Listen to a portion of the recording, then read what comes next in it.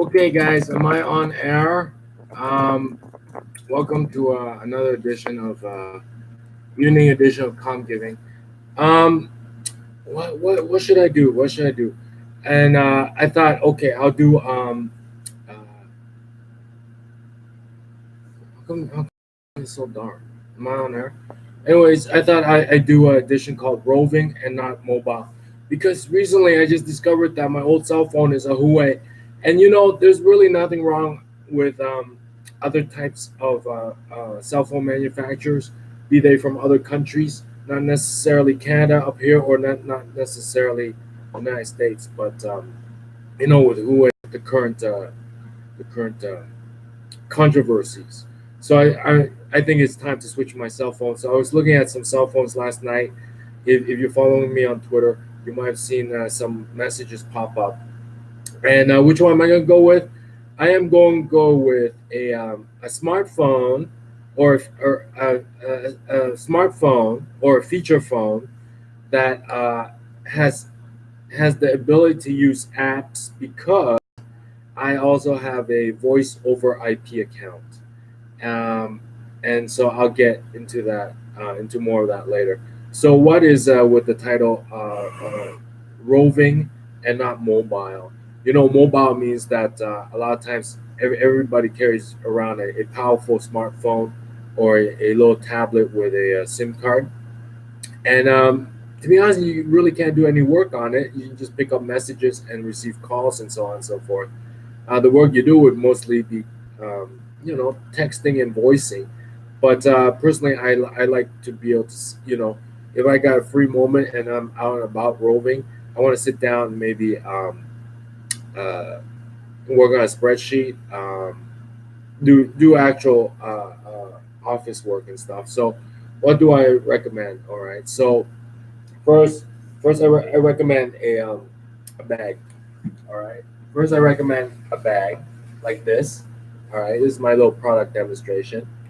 Inside your bag is everything I need. So, like, I can hunker down in a public library or a Starbucks or something. Any place with Wi Fi access, far from home, even a little hotel room. And this everything's in my bag. I'll take it out so that this is authentic demonstration. So I have this little handy notebook thing for taking notes and so on and so forth, right? Do you want to see what's in it? Not necessarily, right? And then I have what I carry around is just a little netbook, all right? And one of the things I like about a netbook is that I can upgrade the RAM. So um, this netbook comes with one gig of RAM, and I updated it to 2 gigs. And for what it is, 2 gigs is plenty fine. Um, but ideally, for a power user, of course, a laptop or your desktop is still the best. They have 8 gigs, and then if you play games, you might even have something like 16 gigs. But 2 gigs, I can open Office applications and so on and so forth, and do all sorts of other work, even program a website if I need to, right? So that's really all I need, and then more more paper. What else? I even got a little what you call it, sunglasses. What else do I got? So I wanna speaking about my cell phone, I wanna replace it because it is a Huawei. A lot of people on YouTube would deign to do this, other than product reviews or something. So how do I got my cell phone hooked up? I got my cell phone hooked up to a low battery. This is a low battery, so that every time my low cell phone runs down, I have this low battery. See the battery? It keeps my cell phone charged, right? So I just plug it in, and inside here is my little cell phone, which I'm gonna change. and more of that later. So I'm putting down here. What else have I got here? I got my wallet, of course. What else have I got in here? I got this little case. What's in it? Various stuff. What else have I got in here? I got gloves in case it rains, and a hat. And these things only cost me like these gloves and hats only cost me like $2. But that's all I need, right? In case it rains. I didn't look like that. What else have I got in here?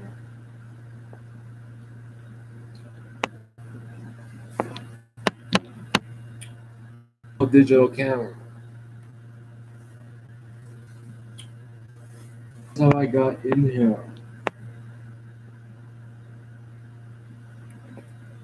I got a little SD card reader. What else have I got in here? Oh, I got a pencil case. I got a pencil case full of pens and pencils. What else have I got in here? I got my house keys. What else have I got in here? I got a way to make friends. That's how I make friends. What else have I got in here? I got like bandages. I got shoelaces. You want to see shoelaces? I got shoelaces in here. What else have I got in here? I got more paper. More paper. All right. So that's my and here's the bag. So, so that's sort of like my roving kit. I'm not mobile. I'm roving. All right. Now let's go back to which kind of phone did I buy? Which kind of phone did I buy? And I will buy it. I just sent the seller some questions, because I hate I dislike cell phones in that this one's obsolete. But speaking about cell phones and my internet account, what is voice over internet? Basically, voice over internet is phone service. Phone service if you have an internet connection. So obviously, um, the best way to think about it is that nowadays the phone company also provides internet, right?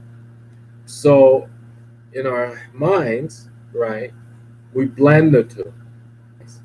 One guy manages your phone service, looks after it, looks after your internet service, all right?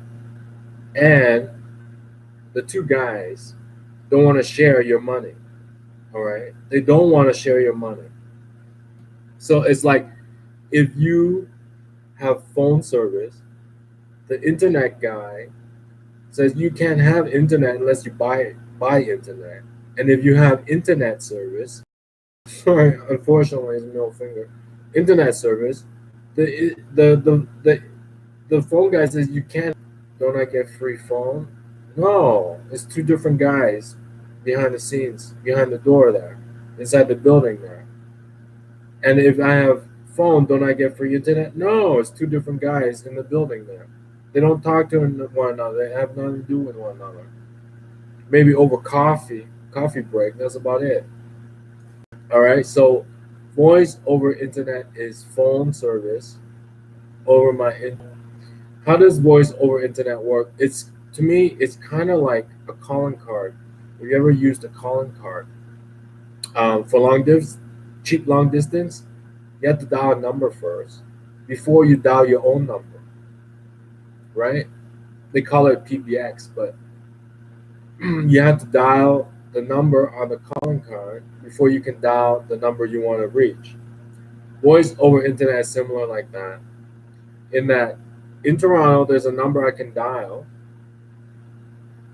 before I dial the number I want to reach. And then if I go to another city, like New York City, or even Europe, there's another local number I can dial before I can dial the number I want to reach.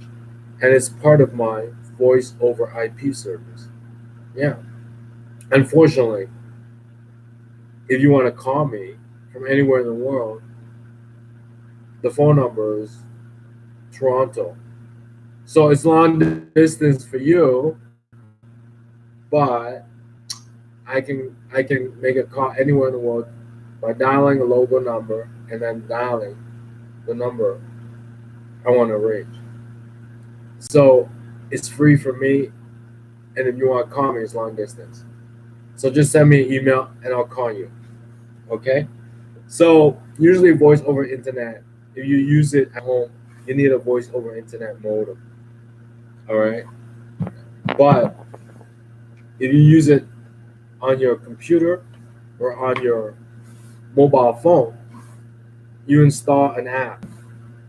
So instead of using my cellular network, which is the phone guy, I get to use my voice over internet, which is the internet guy.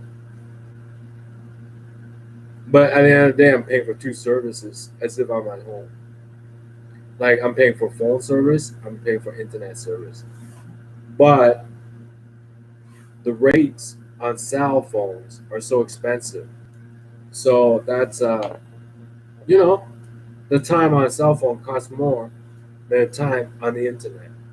And I can connect Wi-Fi and all that stuff, especially at Starbucks and so on, or public library. So the new phone I'm going to get will be I guess it's a smartphone. It's a hybrid. It's a feature phone that can use Google Play apps and install like a software that functions like this box on the phone.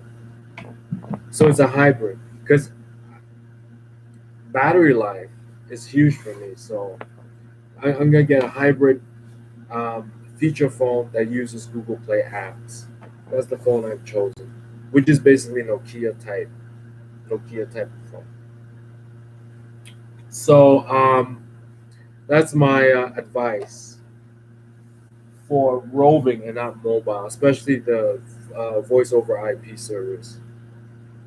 So so voice over IP, if you're wildly a local, like say your hometown, you get a number there, and then you can be anywhere in the world, and people just call your hometown number, and they can reach you anywhere in the world.